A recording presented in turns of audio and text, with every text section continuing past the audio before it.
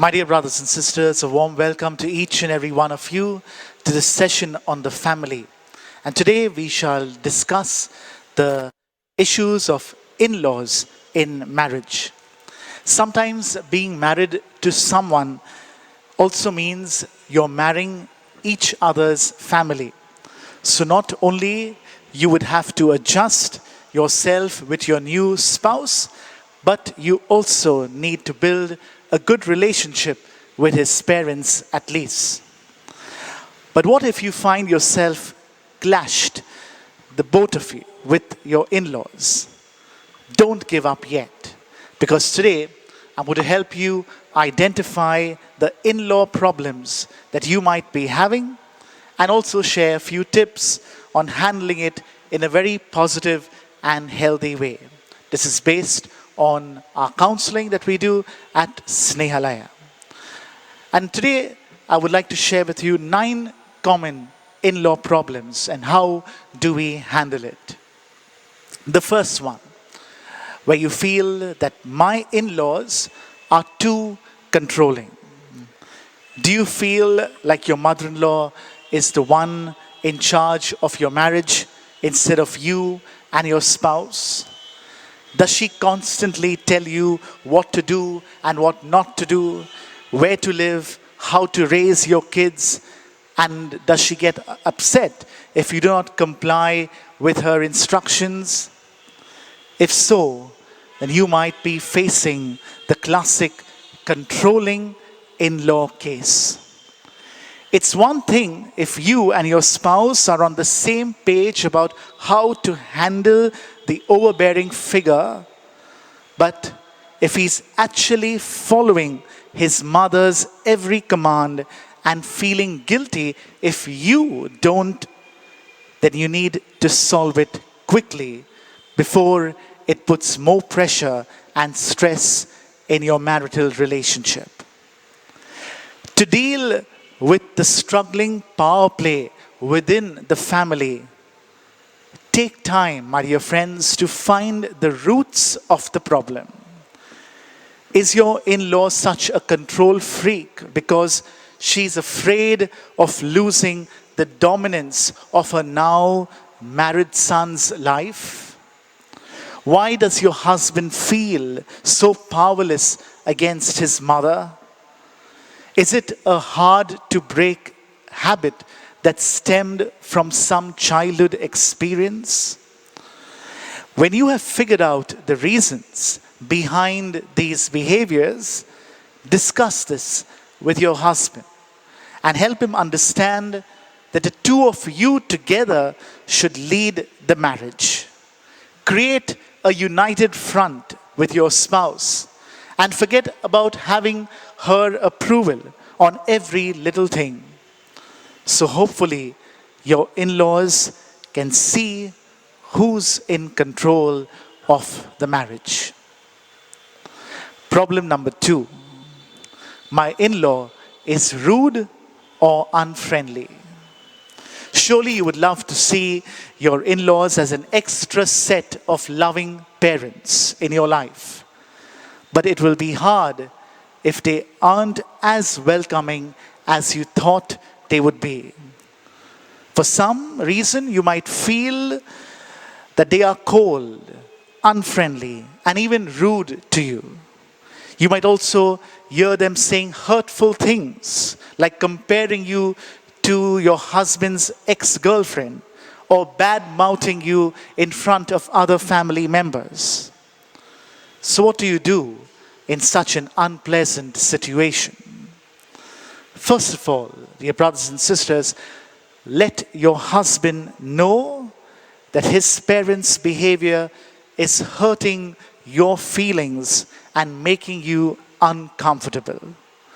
Let him be the one to ask his parents to be nicer or to be more proactive in standing up for you. You can also stand up for yourself and ask them the reason behind their hostile treatment.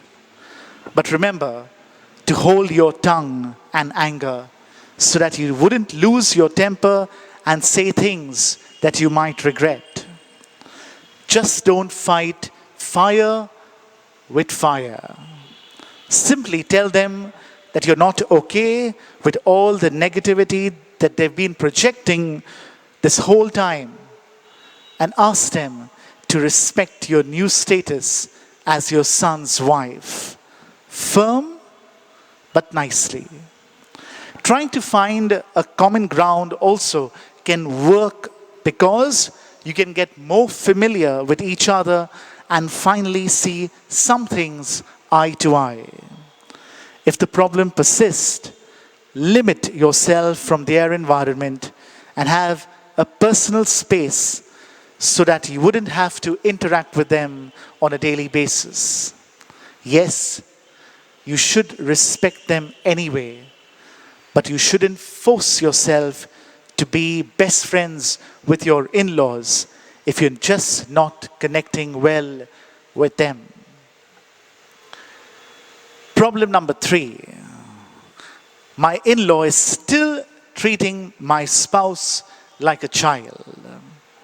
For some parents, their kids will forever be their baby, no matter how grown up they are now. It can be cute to see his mom still cook his favorite meal every time the two of you are visiting, but it would surely get annoying if they are worrying and babying him too much. For example, if your in-laws are over-fussing about the cold that he's having, implying that you are not taking better care of him like they did, or unnecessarily sending food over to your house, or not trusting him with making major decisions with you, then that's a problem. My dear friends, as long as it's harmless and not affecting your relationship or marriage, keep your cool and accept the fact that loving parents will always shower their kids with affection in their own unique ways.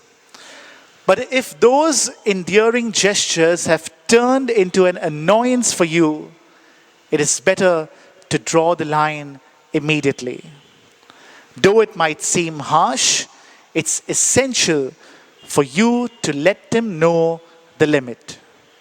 Tell them that you appreciate all of their help and advice, but you and your spouse together are trying to find your own ways to navigate this marriage.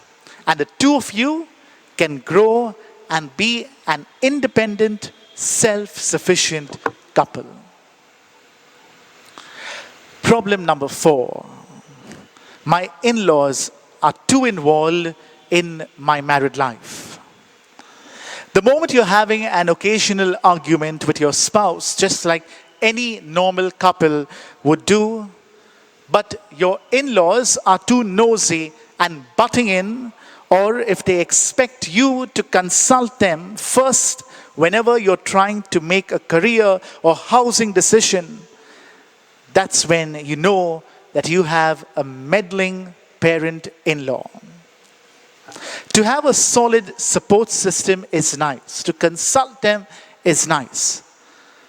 But not if they turned out to be intruding and interfering in your personal issues that was none of their concern.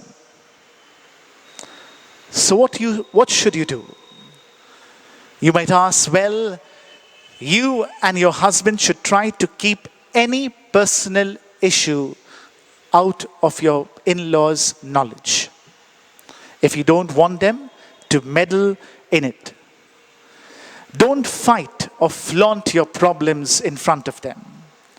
Also, don't snitch or complain about your spouse's annoying habits in front of them. Contain and try to solve it by yourself. When you feel like they are giving you an unsolicited advice, you can always say thank you, but no thanks. Or simply nod and tell them that you'll consider it to keep your peace. At the end of the day, every big decision should be made by you together with your spouse. Problem number 5. My in-laws judge and criticize my every move. We all know that every parent wants nothing but the best for their child, including in terms of finding a life companion. But we are only human, and it's natural to make mistakes when you're trying to adapt to a newly ventured married life. Imagine how stressful it would be to have someone watching your every move and then judge or criticize it, especially when they feel like you don't meet their expectations. This is also one of the classic cases of toxic in-laws, wherein you feel like you can't do anything right. If you're working, then you're not prioritizing the family. But if you stay at home, then they would say that you've become too lazy. They would rush you to have a baby and reprimand you and your husband's decision to postpone a pregnancy. Or don't even start with the parenting stage because they feel like you have no experience and they have more experience than you. It feels like you don't have any say about how to raise your own kids. Even though you might be tempted to explode into rage and tell them off, I'm suggesting that you take a more diplomatic route in order to achieve long-term peace. Don't take it too personal if you feel that they are attacking you, or make your spouse your ally. That way, when you make your spouse your ally, you can help build a defense by saying that every decision in your marriage are being made together. So it would be unfair for them to blame only you. You can also say something like, thank you for the input, but I think this works better for me, or I appreciate your opinion and I prefer to do it this way. You don't need to have other people's approval on everything you're doing. Keep doing what you're doing positively and hopefully, and they can finally see your best intentions. Problem number 6. My in-law is clingy and overly attached to my spouse. In contrast to the problem number 3 that I had mentioned, wherein you feel my in-law is treating my spouse like a child, where your parent-in-law treats you or your husband as an infant, but in this case, they are the ones who are acting like children. It's like they are afraid of losing the attention of their son, so they become clingy, needy, and attached to them, even to the point of competing for his love with you. If they are constantly calling him for help to handle small and trivial things, following the two of you around despite the fact that you're going maybe on a romantic trip, or telling him stuff like how he doesn't love his parents anymore since he was married, then you're facing this particular in-law problem. Handle this problem delicately, my dear friends, because they are his parents and they deserve to be loved and respected. If they are afraid of being left behind or probably feeling lonely at their own home, you should always ensure them that you will be there for them, a support system. Don't dismiss, don't hate them for it. Rather, be open and include them in your family activities like birthdays, holidays, anniversaries, etc. And by doing this, they would be reassured that they won't lose their son, but instead gain a loving daughter as well. Problem number 7. My in-laws have no respect for my privacy. Are you having difficulties with your in-laws who love to come to your house unannounced or snoop on your private conversation or even nonchalantly taking a peek into confidential emails and letters or messages? Even if you're sharing a living space with them, it doesn't mean that they can walk in and out of your territory without considering your privacy. Being close-knit and transparent is one thing, but obviously you don't need to share every personal or intimate detail in your marriage to your in-laws or other people you don't feel comfortable with. The moment you realize, my dear friends, that your in-laws are being insensitive to this particular need, you and your spouse have to work together to build some sort of boundaries and strategy to break off this habit. First, don't overshare your problems with them. They don't need to know everything that you are arguing about. Second, create a safe space for you and your husband to be alone, undisturbed. It could be asking your in-laws to call before coming to your house, or simply a lock on the door or drawers to keep your private stuff out of their reach. Lastly, respect their privacy in return. Set an example by not butting in when they are having an argument with each other, but rather express your hesitation to look at their phones or private documents even when they are asking you to do it. Problem number 8. My in-laws are too dramatic and too sensitive. We have seen the dramatic in-law on TV soap operas, but who knew that they actually exist in real life? Be prepared, my dear friends, if your in-law has the tendencies for being melodramatic, making exaggerated stories and constantly being offended by every little thing that you do or say.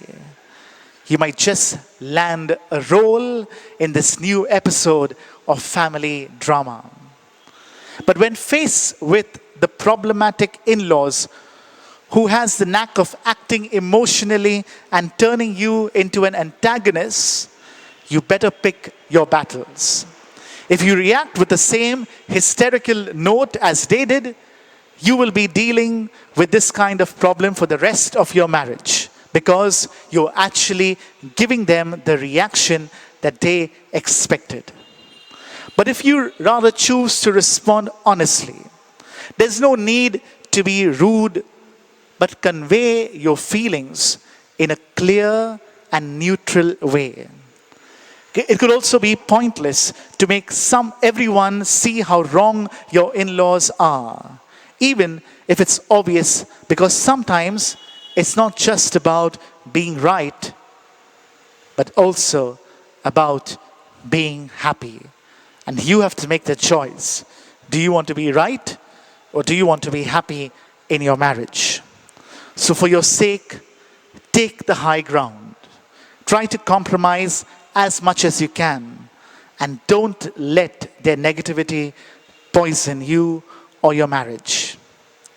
And lastly, problem number 9. My in-laws try to turn me and my spouse against each other. This is the worst kind of toxic in-laws, because instead of being supportive of your marriage, they are trying to make you and your spouse turn against each other. As much as I hoped that none of you is facing this problem, I have to break the news that for whatever reason, some in-laws actually plot and manipulate their way into their kids' marriage. Some might ask their kids to pick a side between their parents or their spouse. Very sad, which is totally unfair. Some might also badmouth their kid's spouse in front of others, in front of relations, in front of friends, and always try to be the good guys. One advice for couples who are having this problem is don't take the bait. I hope you know your spouse well enough so you're not going to fall into these domestic traps. Recognize the pattern. Listen to your instinct and avoid trusting their words instantly. For example, if your in-law is trying to upset you by telling how wonderful your spouse's former lover is compared to you, brush it off and don't take it personally. You should let your spouse know, my dear friends, about his parents' behavior. But remember, you need to pick your own battles. He may not always be in the mood to hear all your complaints about his awful parents. So it's essential for you to have a solid support group outside the house. Try to turn to your best friends, your siblings, or even counseling to get things out of your chest. Work out your way so that this problem won't cause a strain in your marriage and relationship. At the end of the day, just as you accept your husband for all his flaws and qualities, you should also admit that his parents are probably not going to change. The important thing is you have tried to make things better. Find solutions, mend the relationship, and improve yourself. If all else fails, look at the fact that this is the way things are and move on. Because what is most important is your relationship with your spouse more than any other thing. Thank you very much, and God bless you.